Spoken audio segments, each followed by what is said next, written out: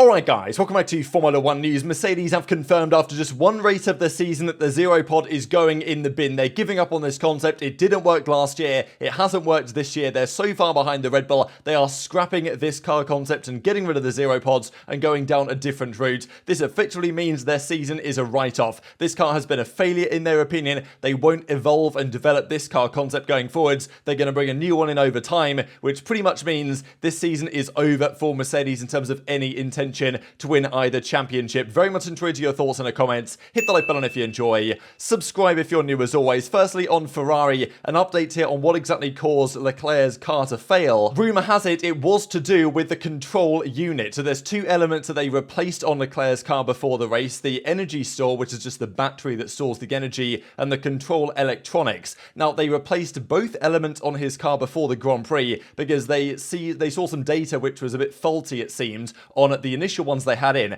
Now, keep in mind, you're only allowed 2 energy stores and 2 control electronics per season. They already put the second ones in yesterday with the intention that just as a precautionary measure to ensure the first ones are okay. Turned out the other ones weren't okay either, and the second one they brought in failed, and that's what they believe failed because the engine didn't blow up yesterday, like it just shut down. It seems like the electronics just completely fails, the electrics just gave in. For whatever reason that was happening for, there was a problem with whatever Ferrari was putting in their car, and the disastrous thing is, rumours are circulating that indeed the first parts that they replaced on the car were also faulty, just like the ones that actually failed on the car during the Grand Prix itself. This basically means that at least one of the energy store and/or control electronics, if not both of them, are null and void and already broken. That is their entire season supply of parts on the energy store and control electronics. Here it's discussed it's specifically the energy store that was, I believe, at fault. If that's the case, both of them are already dead. They can't be recovered.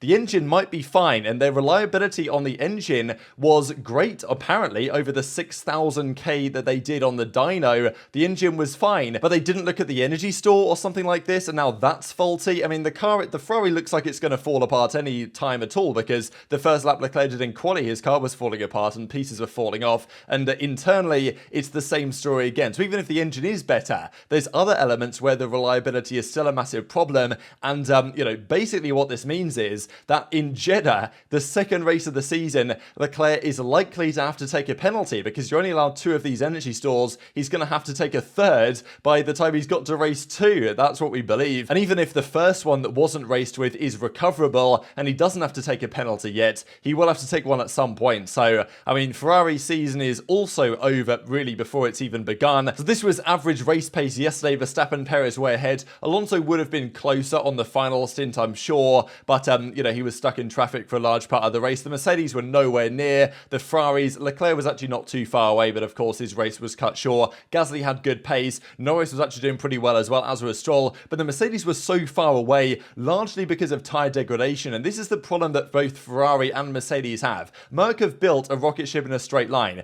Their car, Hamilton, was the fastest, I believe, through the speed trap in the race yesterday, up there with Sainz. Mercedes' car's much quicker in a straight line now. It's actually faster than the Red Bulls, but the Red Bull have got the perfect balance between aero efficiency in a straight line and downforce in the corners. And the less downforce you have in the corners, the more your car slides around, the more the tyres wear, and that's what really kills Mercedes. And actually they believe that their car is basically worse than last year's, because the W13 was slow on the straights, but it had decent tyre wear, and that was an advantage that they had at some particular tracks. This season, Mercedes have the worst of both worlds, and their car in the race yesterday was actually slower on a lap-by-lap basis than the W13 was the year prior. The W14 is a better car in terms of one-lap pace, but over a race distance, last year's car was actually better, even with all the bouncing and the problems they had in Bahrain, which is quite the statement. In addition to the fact that Red Bull were not pushing at all. Not only were they telling Verstappen, conserve tyres, they even had some issues like with their braking, and there was actually some problems on the Red Bull yesterday, nothing that affected their race results, but they had to manage a few things. They were still faster than everyone by a second, at least compared to pretty much where Sainz was and where the Mercedes were. In addition, to them having another second in the tank in terms of engine modes. They were told to turn down the engine with 10 laps to go, and we'll discuss later today what this could mean for the season. But apparently the Red Bulls were not only conserving tyres, but they also had another second per lap in the tank just because they turned down their engine to preserve it for the season. Red Bull could probably abandon the RB19, focus entirely on next year's car for the next several months, and still win every race. I mean, we'll talk about it later today whether that's even possible, but we shall see. So Mercedes know they've got a massive bit of work to do. The real embarrassing thing for Mercedes is that Aston Martin, using Mercedes rear suspension, using their engine, using their gearbox, even using their wind tunnel, have delivered a better car than Mercedes have. The one advantage Mercedes have from this is that they know that the issue they're suffering from is aerodynamic. Mechanically, the Aston Martin is similar because they supply them with parts, and Aston have done a better job in Mercedes' own facilities than Mercedes have done themselves. It's exciting what Aston Martin can achieve when they have their own facilities online in about,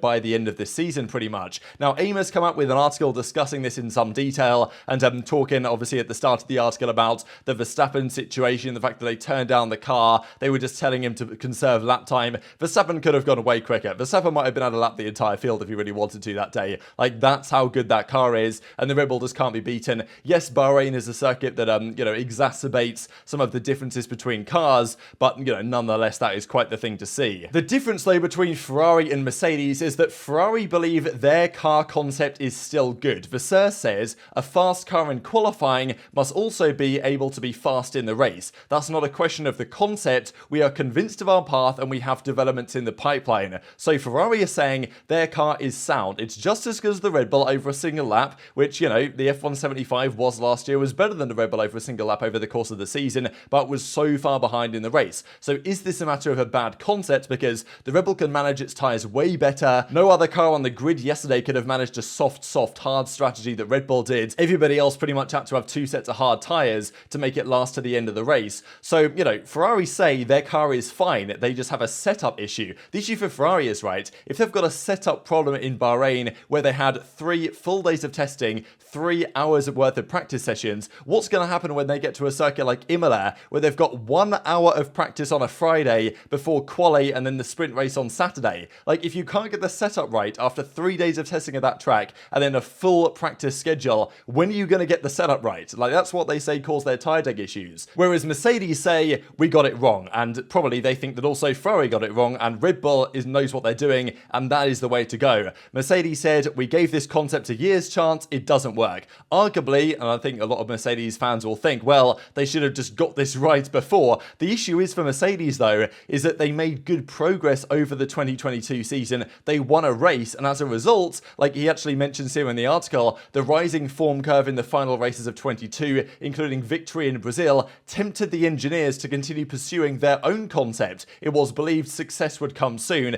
Now it's clear that's not happening. Of course, copying doesn't help either. You need to understand what drives the competition. But Wolff now says, like, it's over. The Zeropod has not worked. Like, I think he even mentioned the specific data points they got in Bahrain that they realized this isn't it. But apparently, even at the top of the article, it says here, Mercedes achieved their goals. Like, their car correlates with the wind tunnel. What they saw in the wind tunnel in the simulations is what they see on the track. But Red Bull is just miles ahead. So Mercedes actually have a car that maybe is about what they thought it would be. But Red Bull are just so far down the road that they've clearly realized this isn't the way to go. And Red Bull have clearly got it right. Now, catching up that gap is an immense challenge. Ferrari are going to double down on their concept. And Mercedes were going to bring other changes, right? They were going to bring smaller upgrades. Toto Wolff also says the car has too little downforce. You slide around too much, it affects the tyres. And the greatest shortcoming is in the faster corners where, Saudi Arabia is full of those. So things could get worse and faster Mercedes come to Jeddah, which is not a good sign for them in terms of any championship hopes they might have. Even Toto Wolff says the gap to Red Bull has doubled or even tripled, and it's quite clear they got it wrong with this side pod design, or really just the concept in general is wrong. We will tackle this immediately after returning to the factory. And that implies the Zeropod concept is going to be gone. The entire car is probably going to be redesigned. Now, what can they bring to this season's car to that end? Will they bring a Red Bull looking side pod? Like, maybe, right, at some point this season, but it's not going to happen quickly, right? And Toto Wolff said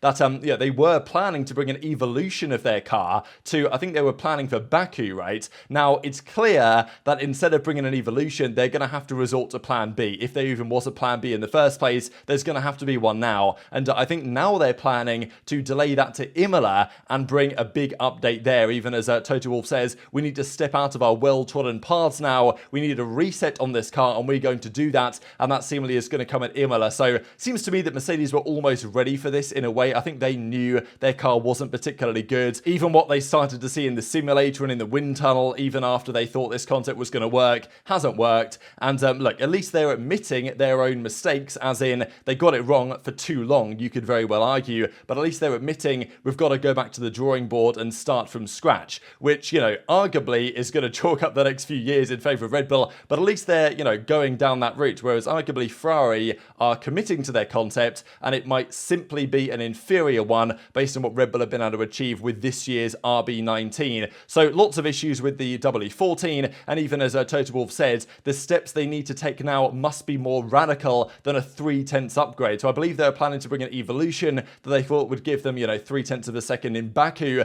but now they're just going to scrap that, I imagine, and go down a different route. The issue is for Mercedes, right, is that in years past, the cost cap wasn't a thing. So, you know, they could spend 400 mil, develop this car through the season, and simultaneously develop next year's car. Now, you really have to, this is the issue, right? The cost cap is good in theory, and it's enabled, I do believe, some of the middle tier teams to bunch up a little bit more, and the race for third place this year is actually quite exciting. But the issue is that Red Bull nailed the regulations year one, they've, you know, doubled down on that in year two, and like Mercedes and Ferrari, like even though they would have the money and the resources to catch Red Bull up theoretically, they don't have the money to spend to do it. Mercedes can't just massively spend and copy the Red Bull and make it work and catch up within a year or so. Like they have to, if in order to make that happen, Mercedes basically have to sacrifice their season. This is what George Russell says. In order to get to where Red Bull are, this season is chalked, right? Because you can't focus on this year and also focus on next year with that much to do with the cost cap in place. So Mercedes are going to bring upgrades to this car, but I imagine a lot of what they're going to do with the W14 is going to be testing